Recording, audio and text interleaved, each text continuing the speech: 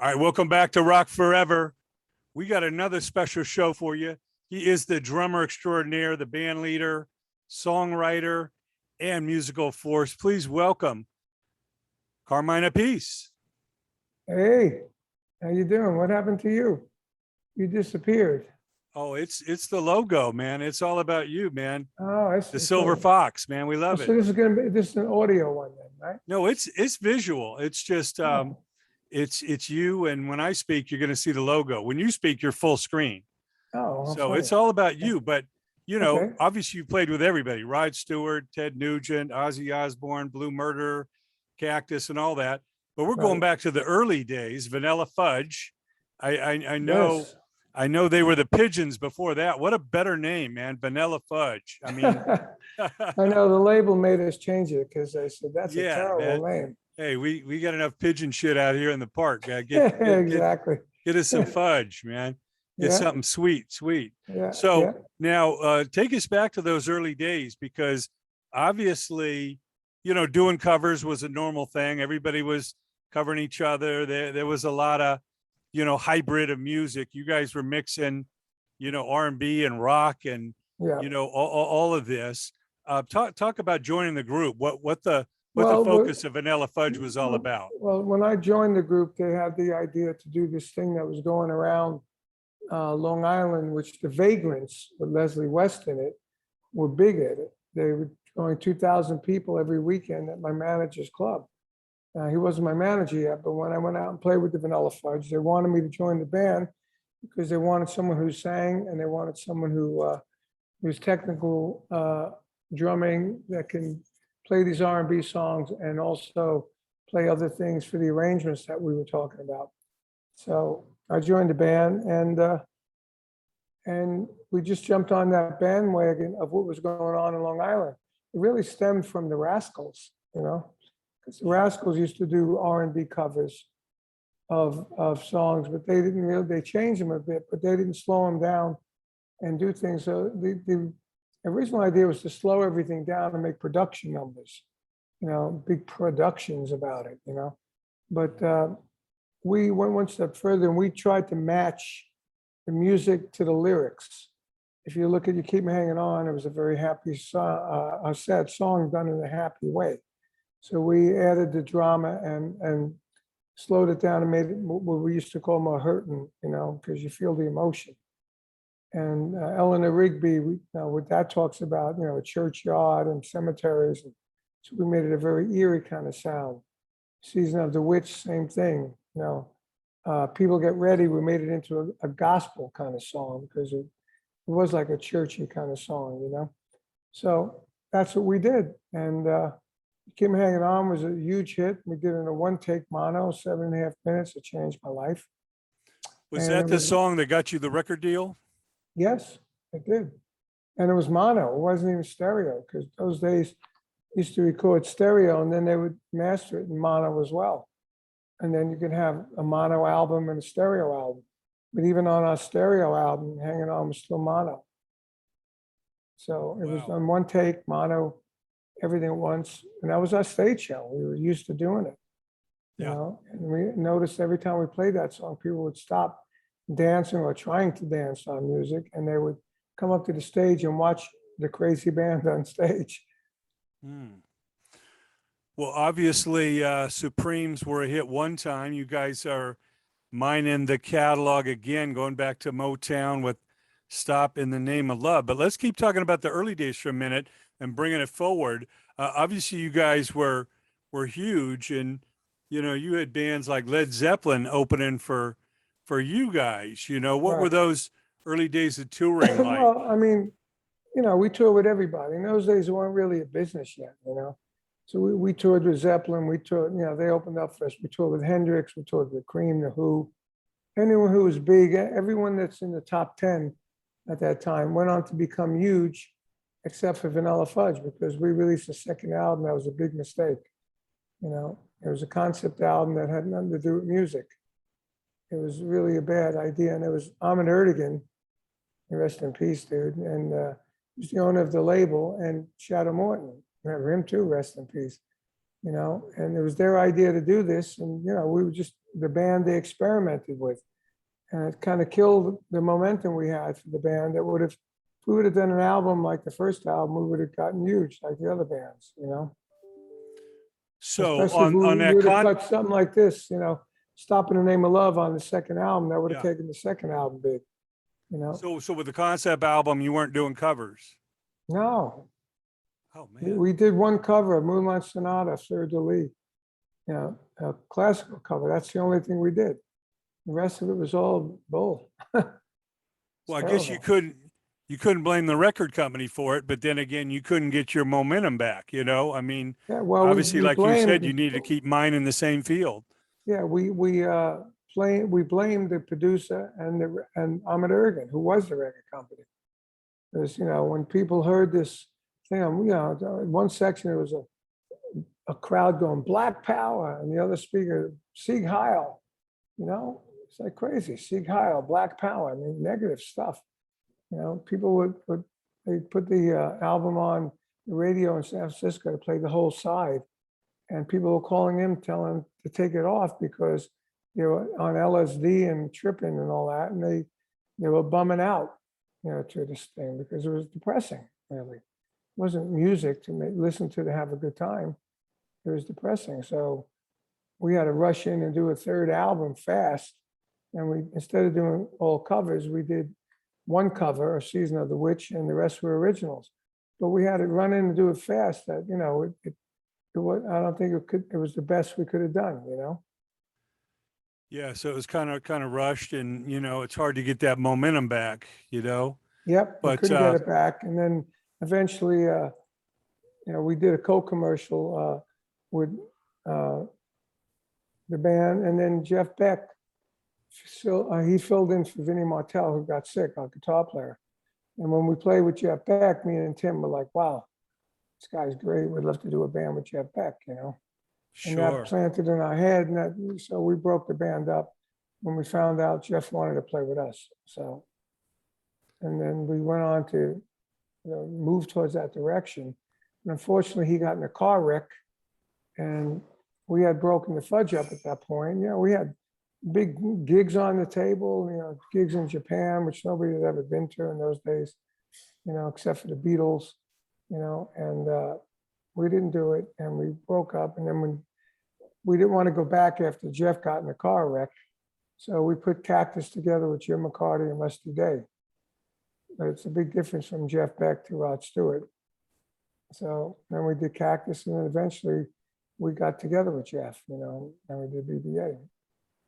Yeah, Beck, Bogart, and Appice, you know, or Appice. I'm sorry. Yeah, now were you showing your age there? Yeah, 72, man. It was. Yeah. I mean, you know, Jeff Beck still to this day is that you know, wizard on guitar that everybody respects. Yeah. What were the highlights of working with Jeff? Well, it was just a lot of fun, and together with all three of our names, we played big venues, you know.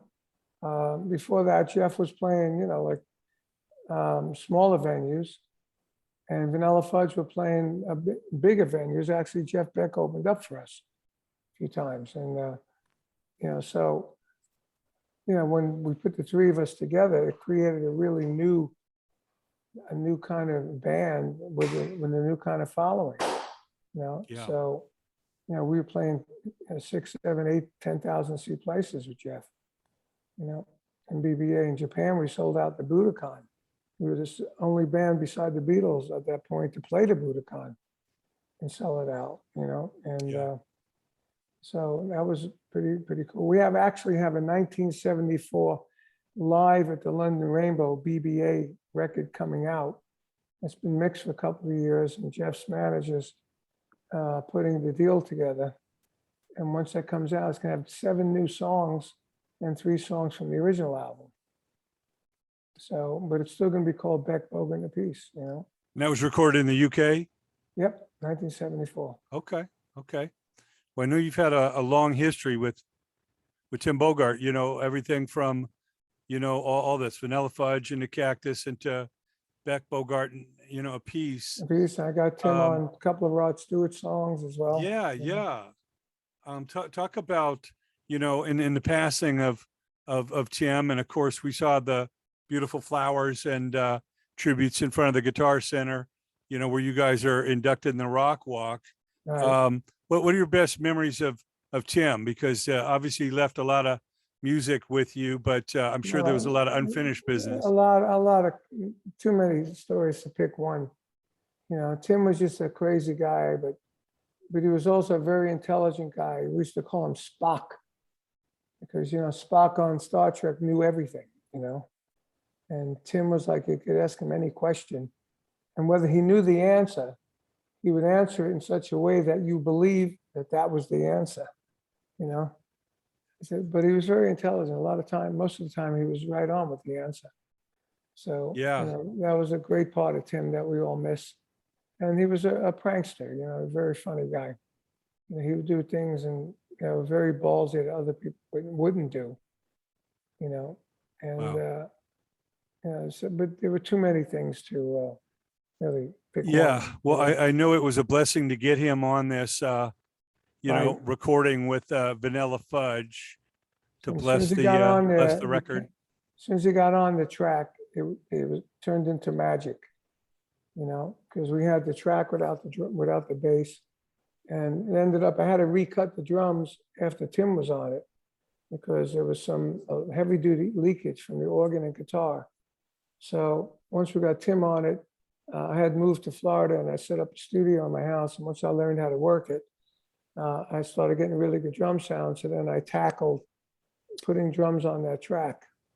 That's why we put Tim on it in January 2020. And with the COVID and everything else going on, it took a long time to get the track finished, And once I put the drums on it and did a little percussion, and we put on a couple extra vocal parts here and there, and then we sent it to our guy to mix.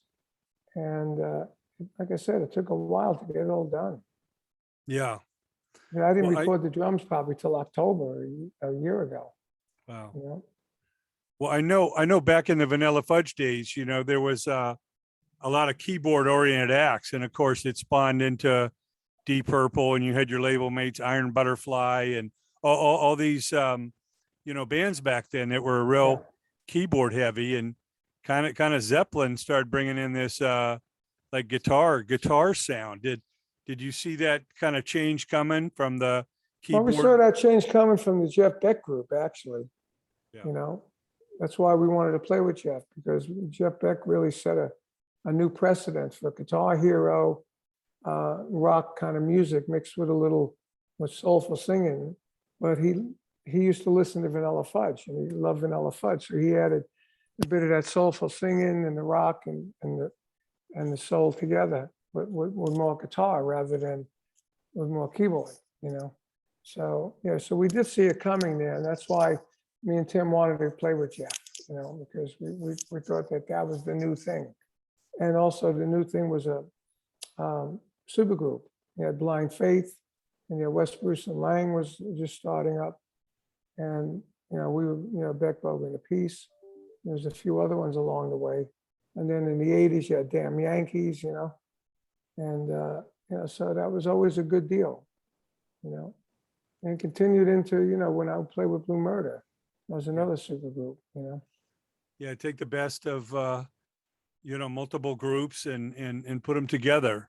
Yeah. Well, speaking of Blue Murder, I know everybody asked you about it, and I know it's Yeah. kind of out of your hands. With John Sykes, kind of reclusive and not really stepping up. We talked to Tony Franklin recently, but is that frustrating to you that you feel that there's unfinished business there that could be mined? Oh, without a doubt. I mean, without a doubt. We had, he years ago, 10 years ago, 11 years ago, he had quit Thin Lizzy so we could do Blue Murder. And the Thin Lizzy manager at the time was a friend of mine. And I think he had a whole bunch of gigs for us in Europe, at festivals, good paying money. And that was going to be the start off of Blue Murder getting back together.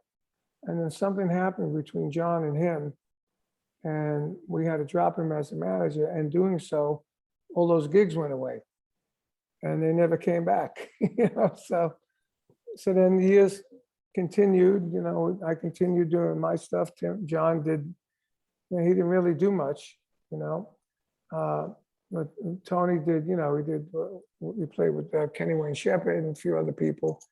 And I was doing Fudge and Cactus and my guitarist thing. And you know, here it is 11 years later. We played a few years ago. We thought we were going to do it then, but John wanted to do something else that we didn't want to do. So it didn't happen again. And then I saw him last year at the NAMM show at the Heavy Metal Hall of Fame Awards. And he was going to go out as John Sykes and do a little bit of all his history, you know. And Tony, I believe, was going to go with him and do that. And then he had a young drummer, you know, that he said, the guy wants to meet me. So I met the drummer, he's nice. And I told John, I said, look, when you're done doing that and you're ready to do Blue Murder, give me a call. I'd love to do it. I love Blue Murder, you know. But here it is almost 2 years later, I still haven't heard nothing.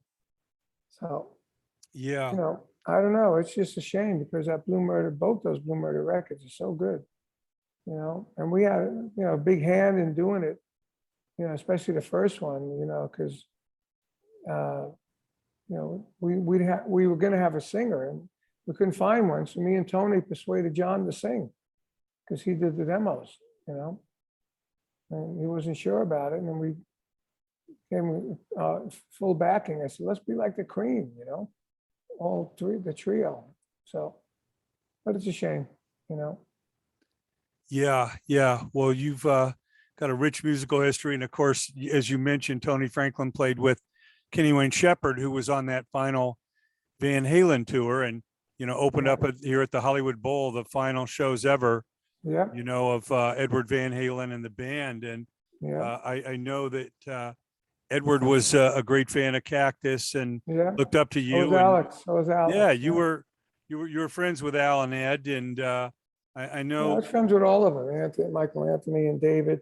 I almost did the band with David, and then I insulted him, not knowing it. You know, when he came to the rehearsal, he came wearing this outfit. It looked like his pajamas set.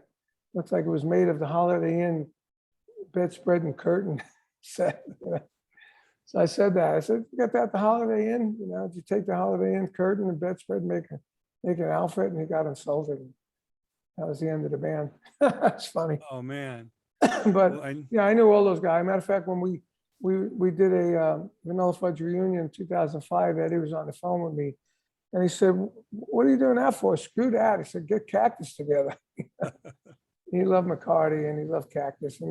And Alex told me half a teacher was really came from the idea of what we did with Parchment Farm. You know, that was like the template. And, and Eruption was the beginning of our song, Let Me Swim, extended with the same kind of thing. You know, yeah, so, that's what we hear. I mean, you're a real survivor. I mean, you've seen so many of these greats, you know, go. It must, terrible. You know, must be hard for you to see, you know, your friends pass, and but you're still breathing, still making music, still banging those drums. It really is hard. I mean, the other day we did that thing at the cemetery with Tim's ashes, and that was really weird. You know, having Tim sitting in a box of these ashes now, and all the great stuff we did together. You know, it was weird when we did it. We sang "People Get Ready" at the gravesite, and I was singing that, and I got all choked up. I couldn't even sing it. You know, it was really hard. You know, he was like my brother. You know. And I promised him I would watch over his wife and, you know, make sure that all the deals that we had going, that she gets all the royalties and stuff, you know. Yeah.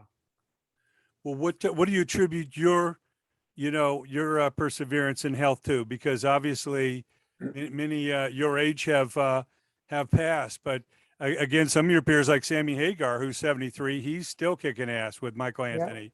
Yeah. What do you attribute your good health to? Well, I mean, I was never a real druggie, number one. I never did cocaine.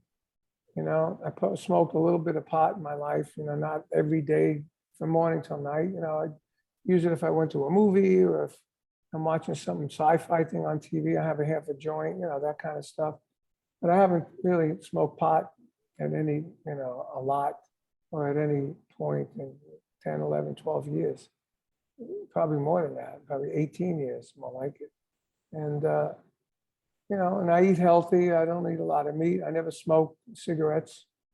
And I work out. I play drums, and, I just try and stay healthy. I try and eat good food. I go to doctors when I'm supposed to go. Yeah. Have physicals, have x-rays, do the, heart echoes and nuclear stress test. And I mean, I got my own problems, but, as far as I'm still here, I'm still, in pretty good shape, Yeah. I'm sure you minimize the alcohol. I mean, you've seen so I many don't guys drink. go down with a I bottle. never drank alcohol. Yeah. I mean, people, love to drink wine with alcohol. I never do. I never liked it. All my life, I never drank wine without with eating, I was never really that much of an alcohol fan. When I was in the 70s with Cactus, when we were opening up for the Faces, I mean, we have a couple of brandies and cokes, not every night, just gig nights, They had a bar on the stage. We'd go on the stage after we played and have a drink, but I never drank all day long and just drank, and I was never an alcoholic. I was never pissed drunk all the time. And that's why my career lasted. Yeah. Because I was always looking for the next thing, musically, and just because that's what I loved. I mean, these days the party's on stage, not backstage. It's it's the fun making the music, collaborating with creative people like that you do. Yeah, I mean, like Now tomorrow, tell us. tomorrow I have an album coming out called Energy Overload. It's called the Peace Perdomo Project. It's an all instrumental album. And Right. we did, I co-wrote Do You Think I'm Sexy. We did a rock, jazz, reggae instrumental version of Do You Think I'm Sexy, which is pretty crazy. We also did Maybe I'm Amazed, and then 10 other originals that kick ass, progressive and, really musically good stuff. And this guy sounds like Jeff Beck sometimes, he's awesome, so, I'm always trying to, musically keep going, Sure. That's sure. that's what it's always been about for me, is the music. Yeah. Well, tell us the name of the new VanillaFudge album and where people can go to find out more information. It's not an album. It's a single with a B-side. You can get it on iTunes, both sides, A and B. The B-side is me, Mark, and Vinny from the Fudge talking about Tim. It's 6 or 7 minutes, us just talking about Tim and our relationship with Tim, with some really cool music. My wife, who's a radio chick, she used to be very big in radio in New York and Boston. And she does these podcasts now called A Life Story. And what they are, like audio documentaries of somebody's life. So she did a 7-minute version of Tim with the three of us and put it to music, and it's good dynamics and it flows really well. So that's the B-side on iTunes. The A-side is Stop in the Name of Love, the Supreme song. And we were going to do an album and include Tim on a few tracks, which if the COVID didn't hit, we probably would have had that out now. But COVID hit and we never got to do the album. We only did the one track. And then Tim passed, and that was, and obviously we couldn't do it again, it's with him. And we couldn't do it anyway because with the COVID, we weren't going anywhere. Everybody was in their house. And I happen to now have a studio in my house, so I could work in my house. This whole Energy Overload album was done completely in my house. I even got an engineering credit, which I thought was funny. So I never had that before, And yeah, I mean, it's the new future. People sending files back and forth.